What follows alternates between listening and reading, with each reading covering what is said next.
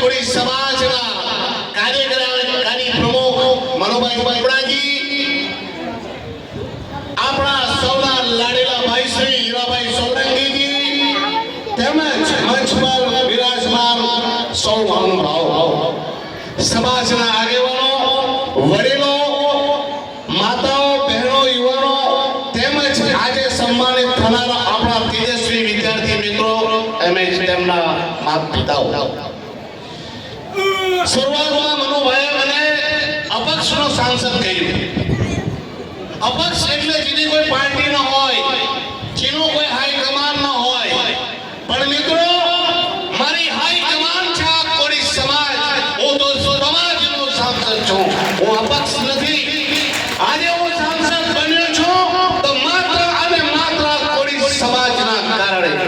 મારી દમણની કોળી સમાજ અને દીવની કોળી સમાજે પાર્ટીઓને દરકિનાર કરીને મારા જેવા એક સામાન્ય વ્યક્તિને સમાજે કોળી સમાજનો સાંસદ બનાવીને મોકલ્યો છે. સાથે સૌપ્રથમ આ ભવ્ય કાર્યક્રમના આયોજકોને હું હૃદયના અંતઃકરણથી અભિનંદન પાઠવું છું. આજે આપણે આમ માત્ર વિદ્યાર્થીઓનું સન્માન કરવા માટે ભેગા નથી થયા, પરંતુ આપણા સમાજના ભવિષ્યને વંદન કરવા માટે એકત્રિત થયા છે. આજે જ્યારે આપણે આપણા તેજસ્વી તાલાનું સન્માન કરી રહ્યા છે, ત્યારે તેમના માતાના પિતાને પણ સન્માન આપવું જોઈએ. કારણ કે બાળકની સફળતા પાછળ માતા પિતાની નિષ્ઠા, ત્યાગ અને સતત જાગૃતિ છુપાયેલી હોય છે. ત્યાગ અને તેમ સતત જાગૃતિ છુપાયેલી હોય છે. તેઓ પોતાના સંતાન માટે દિવસ રાત મહેનત કરે છે, માર્ગદર્શન આપે છે અને દરેક મુશ્કેલીમાં તેમની સાથે ઊભા રહે છે. આથી આજના સન્માન માત્ર વિદ્યાર્થીનો જ નહીં, પરંતુ તેમના માતા પિતાનો પણ છે. અને સાથે સાથે હું તમામ માતા પિતાઓને નમ્ર વિનંતી કરું છું, કૃપા કરીને તમારી મહત્વાકાંક્ષાનો ભારતનો ટોપલો તમારા બાળકના ખભા પર અને એમના માથા પર લઈ નાખશો.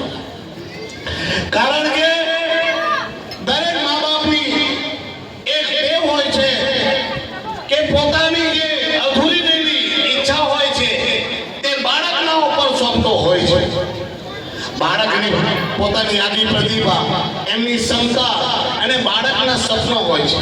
તે શું બનવા માંગે છે, તેની રુચિ અને કાબિલિયત શું છે, તેની પ્રાથમિકતા આપો. ઘણી વખત બાળક શિક્ષક કે ક્રિકેટર બનવા માંગતો હોય, પણ બાબા તેની વિરુદ્ધમાં તેને એન્જિનિયર, ડોક્ટર કે પાયલટ બનાવવા માંગતો હોય.